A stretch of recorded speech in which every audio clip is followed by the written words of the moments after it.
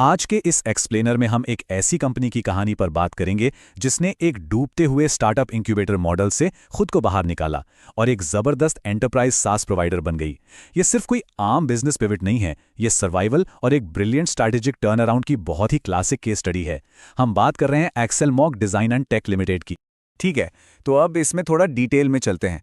सबसे बड़ा सवाल जो दिमाग में आता है वो ये है कि जब वेंचर कैपिटल मार्केट पूरी तरह सूख जाता है तो एक ऐसी कंपनी कैसे सर्वाइव करे जिसका पूरा बिजनेस अर्ली स्टेज स्टार्टअप्स को उनकी इक्विटी के बदले सर्विस देने पर टिका हो। ऐसे मुश्किल वक्त में बिजनेस मॉडल को पूरी तरह से बदलना यानी पिवट करना कोई चॉइस नहीं बल्कि जिंदा रहने की जरूरत बन जाता है। इस बदलाव की तह तक जाने के लिए इस एक्सप्लेनर को हमने 5 हिस्सों में बांटा है। पहले दी ऑपरेशनल पिवट, फिर उनके न्यू रेवेन्यू इंजिन्स, उसके बाद हम बात करेंगे उनकी हिडन पोर्टफोलियो वैल्यू की, ऑपरेशनल रिस्क्स को इवैल्यूएट करेंगे और आखिर में फ्यूचर ग्रोथ सिनेरियोज देखेंगे।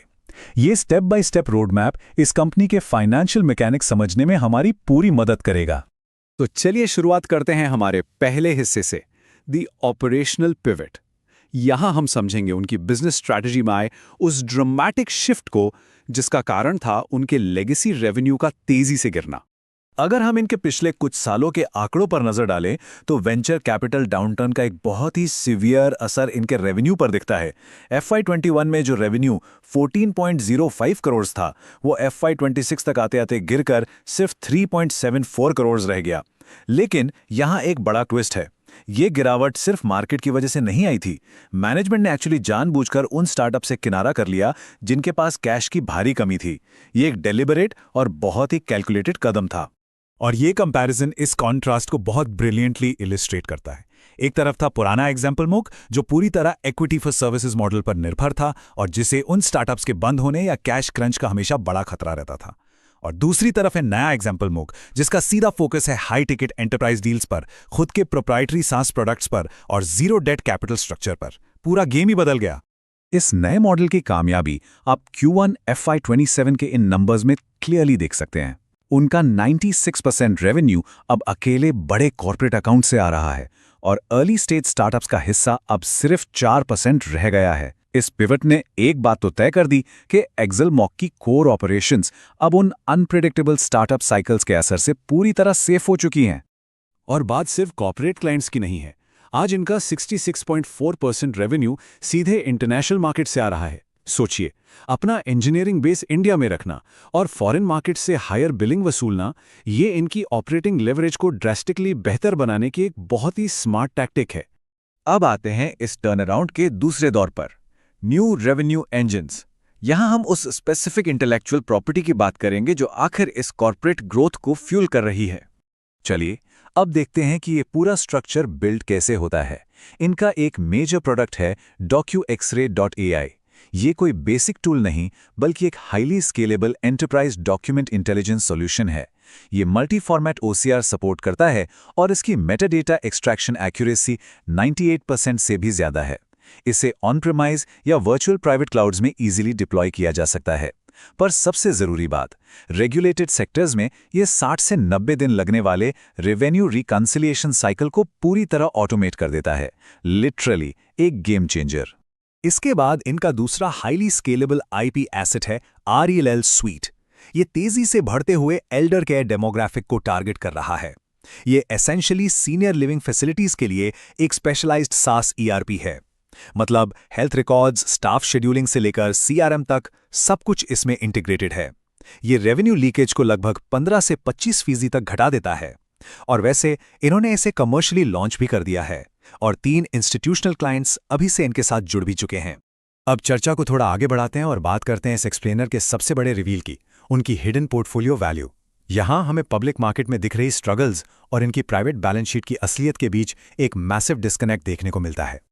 अब यहां पर सबसे ज्यादा इंटरेस्टिंग बात ये बड़ा आंकड़ा है, 72.68 करोड़ रुपए। ध्यान रखिए, ये इनकी पब्लिक मार्केट वैल्यूएशन नहीं है। ये जून 2026 तक उनके अनलिस्टेड इन्वेस्टमेंट पोर्टफोलियो की आंकी गई फेयर वैल्यू है। अगर आप इसे सिंपल टर्म्स में देखें तो शेलमॉक ने शुरू में इन 12 अर्ली स्टेज वेंचर कंपनीज में टोटल 7.98 करोड़ रुपए लगाए थे और आज उसकी करंट फेयर वैल्यू बढ़कर 72.68 करोड़ हो गई है। यानी जून 2025 के मुकाबले इसमें 36.6% की staggering year on year growth हुई है। ये प्रिसाइसली प्रूव करता है कि चाहे ऑपरेशनली कैश बर्न हो रहा हो, पर बैलेंस शीट के अंदर एक छिपी हुई बहुत भारी वैल्यू मौजूद है। और ये नंबर्स सिर्फ हवा में नहीं है। कुछ स्पेसिफिक हाई परफॉर्मिंग एसेट्स ने इस मैथमेटिक्स को सॉलिड बेस दिया है। जैसे मेहूब कम्युनिकेशन को ही लीजिए, इसमें इनका सिर्फ 6.4% हिस्सा है, जिसकी वैल्यू अकेले 45.36 करोड़ आकी गई है, जो कि सीधा 75.3% का जंप है। वूवली और इनक्यूबेव इनोवेंचर्स जैसी कंपनीज भी इन कैरिंग वैल्यूएशंस को पूरी तरह जस्टिफाई करती हैं। और अगर आपको लगता है कि ये सब सिर्फ कागजी बातें हैं, तो एक मिनट रुकिए। हाल ही में उन्होंने मेहूब में अपनी होल्डिंग का एक छोटा हिस्सा 10 करोड़ रुपए में बेचा है। ये ट्रांजैक्शन इस बात का परफेक्ट प्रूफ है कि ये एक्चुअल रियल लिक्विडिटी है, और इसी पैसे का इस्तेमाल अब SaaS एक्सपेंशन को बिना नए शेयर्स इश्यू किए फंड करने के लिए किया जा रहा है। लेकिन देखिए, एक सच्चे एनालिसिस में हमें पिक्चर का दूसरा साइड भी देखना होता है। तो अब चलते हैं इवैल्यूएटिंग ऑपरेशनल रिस्क्स पर, जहां हम उन क्लियर हर्डल्स की बात करेंगे जो कंपनी के सामने आज भी खड़े हैं। आइए इन वल्नरेबिलिटीज को सिस्टमैटिकली समझते हैं। सबसे बड़ा और इमीडिएट रिस्क है उनका ऑपरेटिंग कैश बर्न, जहां हर क्वार्टर करीब 1.49 करोड़ का एडजस्टेड EBITDA लॉस हो रहा है। पर जैसा हमने अभी देखा, मेहूब सेल से आई लिक्विडिटी अब इसके लिए रनवे दे रही है। अर्ली स्टेज सब्सिडियरीज में नेटवर्थ जरूर गिरी है, पर इंड AS 110 रूल्स के अंडर पेरेंट कंपनी का रिस्क कंप्लीटली कैप्ड है। एक 66.93 लाख का GST डिस्प्यूट भी है, पर वो अभी अपील में है और उससे कोई डायरेक्ट ऑपरेशनल रुकावट नहीं आई है। और आखिर में ESOPs के थ्रू थोड़ी इक्विटी डाइल्यूशन होगी, जो वैसे देखा जाए तो टॉप टेक्निकल और बिजनेस टैलेंट को रिटेन करने के लिए प्रैक्टिकली बहुत जरूरी है। यानी हर रिस्क के साथ एक मिटिगेशन फ्रेमवर्क इनके पास मौजूद है। आइए अब बढ़ते हैं अपने आखिरी एनालिटिकल फेज की तरफ, फ्यूचर ग्रोथ सिनारियोज। देखते हैं कि आने वाले लगभग 24 से 36 महीनों में ये पूरा टर्नअराउंड किस तरह से शेप ले सकता है। तो यहाँ सबसे क्रूशियल पॉइंट ये है कि एंटरप्राइज SaaS मार्केट इन्हें कैसे एक्सेप्ट करता है, क्योंकि वही इनका रियल टेस्ट है। अगर बेयर केस बनकर रह गया तो रेवेन्यू बस 3 से 5 करोड़ के बीच फंस जाएगा और EBITDA लॉसेस चलते रहेंगे। बेस केस में रेवेन्यू 12 से 18 करोड़ तक प्रॉपर्ली स्केल हो सकता है और लगभग 6 से 8 क्वार्टर में ब्रेक इवन तक पहुंच सकते हैं। लेकिन अगर हम बुल केस की बात करें, जहां सब कुछ प्लान के हिसाब से चला, तो ये रेवेन्यू आसानी से 30 से 45 करोड़ क्रॉस कर सकता है, 20% से ज्यादा EBITDA मार्जिन्स के साथ। और तब हमें शायद IPO या बायआउट्स जैसे बड़े मेजर लिक्विडिटी इवेंट्स भी देखने को मिलेंगे। तो इन सारे फैक्ट्स और टर्नअराउंड एविडेंस को थॉरली समझने के बाद ये आखिरी सवाल हम आप लोगों की सोचने के लिए छोड़ते हैं। आने वाले सालों में ज़ेलपम आखिर इनमें से कौन सा रास्ता चुनेगी? क्या वो अपनी नई एंटरप्राइज SaaS प्लेटफॉर्म्स के दम पर बुल केस हासिल करेंगे, बेस केस पर आकर स्टेबलाइज होंगे, या फिर बेयर केस में ही उलझ कर रह जाएंगे? फाउंडेशन डेफिनेटिवली सेट हो चुकी है, पर असली इम्तिहान जैसा हमने देखा अभी मार्केट एग्जीक्यूशन का बाकी है।